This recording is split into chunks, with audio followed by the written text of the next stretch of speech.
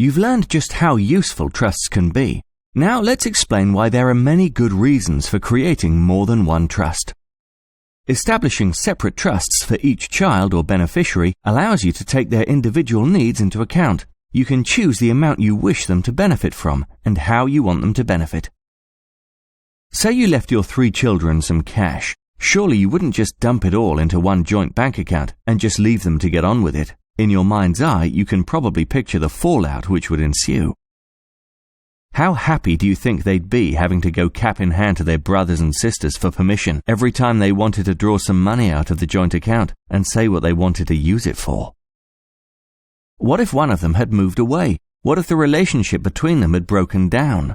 No, the best way would be to set up a separate account for each of them, allowing them to access and manage their own inheritance as they wished. Or suppose you had one child who you didn't think capable of making responsible investment or spending decisions. You could choose for that child to receive an income for life rather than have full access to the assets. Separate trusts are also a great way to solve those tricky who gets what issues which can arise, especially for those with blended families. It's far better to decide this while both spouses are alive rather than let the order of who dies first decide which descendants get what. That's great, but won't having different trusts cost much more to manage?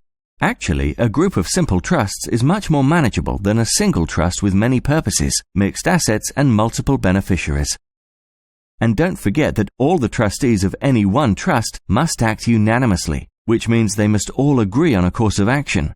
Having individual trusts and appointing a professional trustee greatly reduces the potential for arguments.